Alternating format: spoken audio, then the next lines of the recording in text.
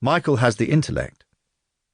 He has a bright intelligence and with an IQ of 150 became an Ivy League student at Cornell University. He has a fresh complexion with a chubby face, a cheeky smile, and mischievous eyes, giving the impression of a stereotypical all-American homespun boy. At face value, Michael is very much the boy next door, the type a father might approve of his daughter dating, but as all fathers know, appearances can be deceptive. In real life, he is a sexual sadist and serial murderer who has raped 6 precious daughters before killing them.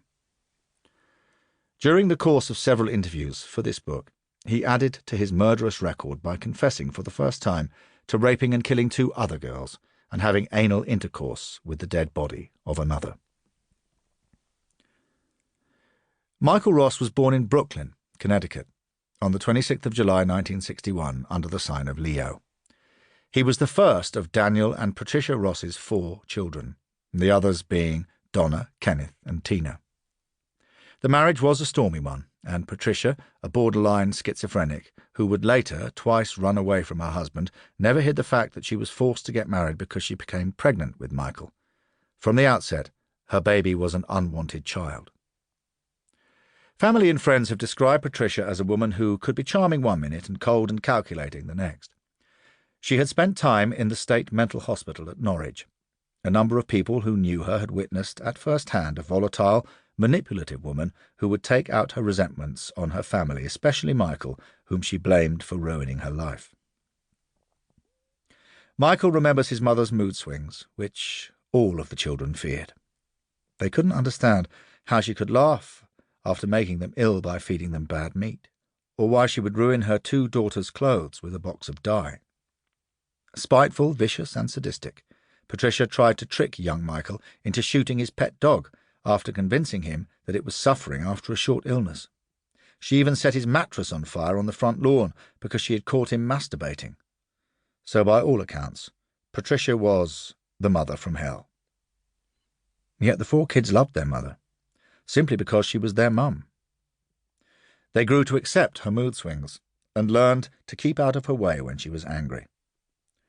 Like unwanted pets, which return even meagre scraps of affection with devotion and loyalty, the children had to love her just to survive.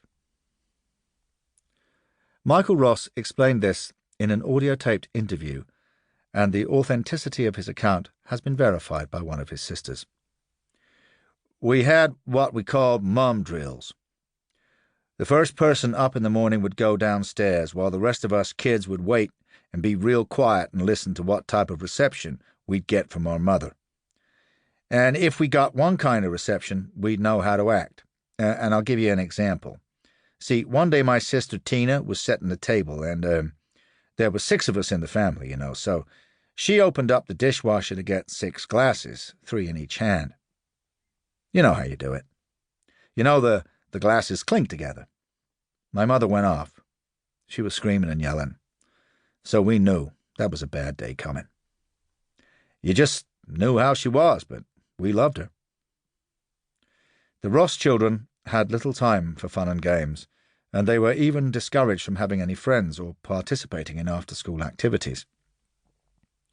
With these restrictions in place, they had bonded into a tight-knit group for self-preservation and mutual support, although Michael was alienated because his brother and sisters erroneously believed that he was favoured as a mummy's boy. For his part, young Michael was very proud of his father and the family egg farm business in Brooklyn, Connecticut. Eggs, Inc. would become the most important part of Michael's formative years. Indeed, by the age of 10, he had his own set of chores, which included wringing the necks of sick and deformed chicks. Michael was a hard worker, a mixed-up kid who desperately wanted to live up to his father's high expectations of him, while, at the same time, he was very much seeking the approval of his schizoid mother and constantly vying for her rare affection. When asked if he was physically abused as a child, he had this to say: "It's hard for me to tell you what was wrong with my family because I don't know anything different. That's how I was raised. I was beaten sometimes, but I don't think that was it. It was more emotional abuse. And with my dad when we were beaten, we would have to go out and pick up a stick."